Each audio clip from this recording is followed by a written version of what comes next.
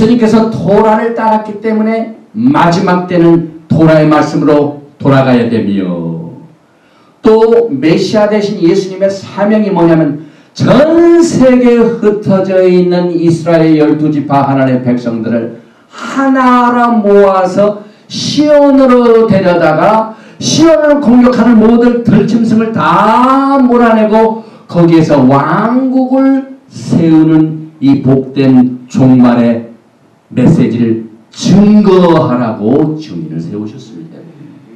그러니 토라 전체는요, 처음부터 종말론의 메시지입니다. 예수님께서 오셔서 왕국을 세우신 것이 메시아의 사명입니다, 여러분. 우리가 메시아, 하마시아, 예수와 하마시아 하죠? 그리스도라는 말을 많이 쓰죠?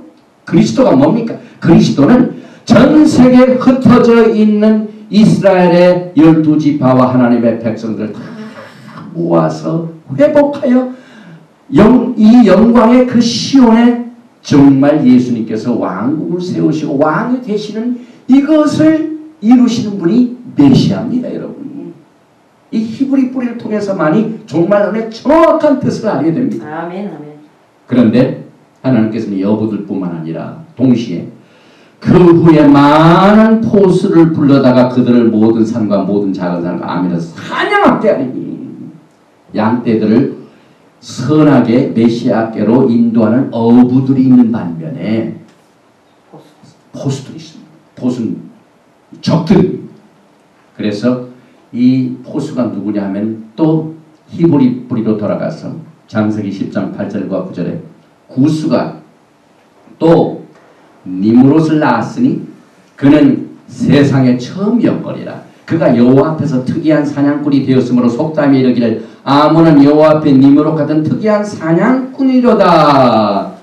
이 사냥꾼이 이스라엘 백성들을 날가 채우려고 잡아먹으려고 하는데 그 제1대 포수가 무슨 역할을 했냐면 니므롯이 바벨론을 세웠습니다.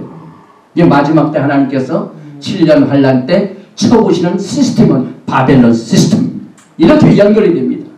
그 다음에 우리가 알 수 있는 유명한 사냥꾼이 있습니다. 창세기, 지금 이 시간에도 사냥꾼들 역할을 하고 있는 사람들입니다. 창세기 25장 27절에 그 아들들이 장성함에 에서는 익숙한 사냥꾼인 거로 들사람이 되고 적들이 들짐승인데 에서는 사냥꾼에다가 들사람이래요. 야곱은 조용한 사람인 거로 장막에 거하니 지금 에서는요 10발가락 시대 적 시스템, 이것이 에서의 시스템입니다. 우리는 이것을 더 이상 뭐 성경적으로 이론화시키거나 뭐 이럴 것이다 라고 추측을 한 것이 지금 이미 시간이 지났습니다. 여러분. 여러분의 눈에 뉴스를 틀었다면 저는 매일매일 이 뉴스를 듣습니다. 이 들의 짐승 사냥꾼 에서가 시간만 있으면 하나님의 백성들을 잡아 죽이려고 포수 역할을 하는 그 뉴스를 매일매일 듣습니다. 여러분과 저는 이 마지막 이 말세에 토라를 주신 이유는 토라를 읽게 되면 이것이 너에게 경계가 된다. 아멘. 이게 얼마나 중요한지 모릅니다. 우리가 적을 모르니까 눈이 멀었고 적을 모르는 이유는 토라를 모르기 때문에 그렇습니다. 여러분. 이건 지난번에 우리가 다 한번 쭉 살펴봤기 때문에 이 에서의 역할에 대해서는 특별히 이스라엘의 산들의 모든 것들을 노리는 것이 이 에서입니다.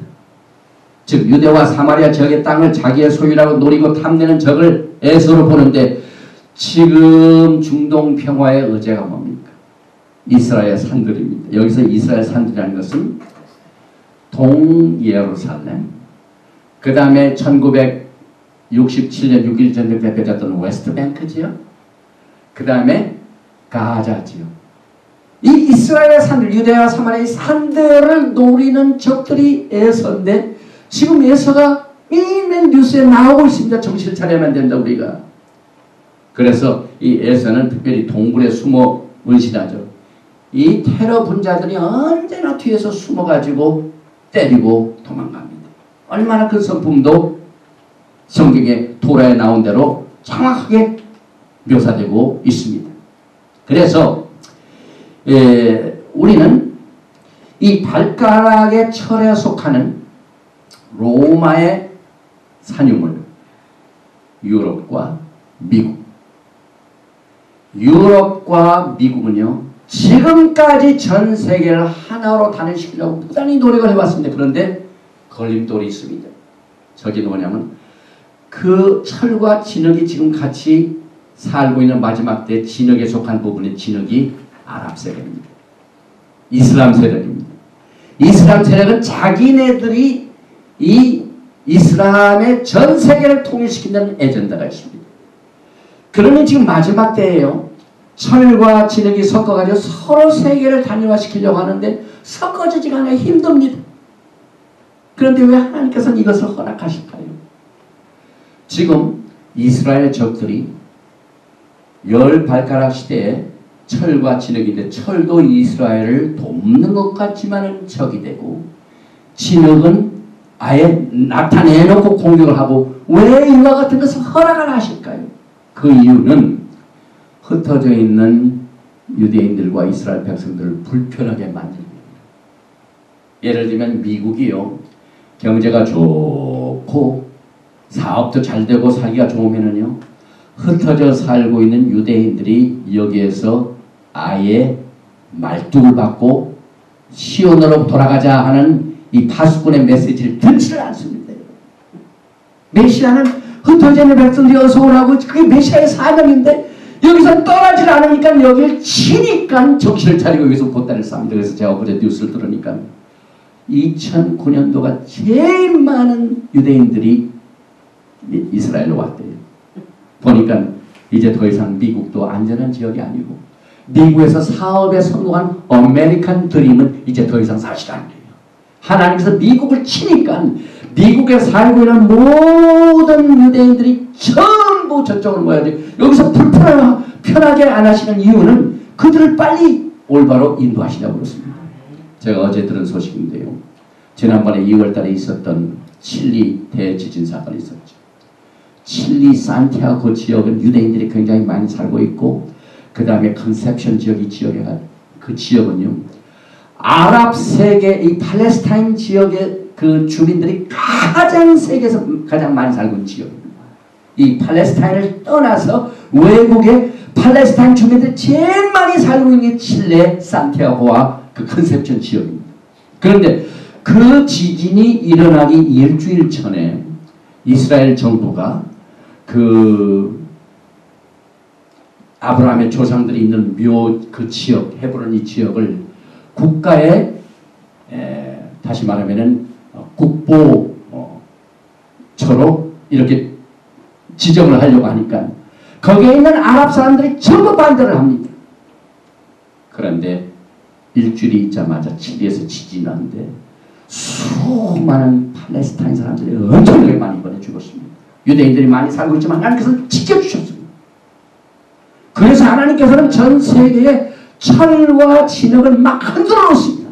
흔들어 놔가지고 불편하게 만들어가지고 결국 하나님께서 더 이상 그들이 이방 국가에 흩어져 살지 않고 그곳을 떠나 이스라엘의 고토로 돌아오게 하게 한 메시아의 사역입니다. 그래서 이것이 메시아의 임무입니다. 전 세계에 살고 있는 12지파를 불러 모아가지고 통일시켜야지 하나님의 계획을 이루는데 그것이 빨리 이루어져야 새 하늘과 새 땅에 내려오는 그 새 예루살렘의 이름을 보니까 문에 전부 12지파 이름이 있어요. 벌써 이 세상에 왜 예루살렘의 평화가 없는 줄 아세요? 예루살렘에 있어야 할 평화의 백성들, 이스라엘 백성들이 더 많이 있어야 되는데 유대인들은 적고 팔레스타인들 적들이 많으니까 평화가 없습니다. 그래서 빨리 평화가 있기 위해서는 더 많은 유대인들이 이스라엘로 돌아와야 돼요. 적은 유대인들이 살고 있기 때문에 거기에 평화가 없습니다. 우리가 내 집에 있는데 이 집을 잠깐 내가 어디 나가서 새 내고 왔는데 새를 내놨는데 막 한 12시간이 와가지고 여기서 자리를 잡고 있어요. 그러니 주인이 너 바깥에 나와 있는 동안 이 집이 깨끗한 데가 많고죠. 막 시끄럽고 아이들 싸우고 벽 두들리고 그러죠. 주인이 없기 때문에 시끄럽습니다. 왜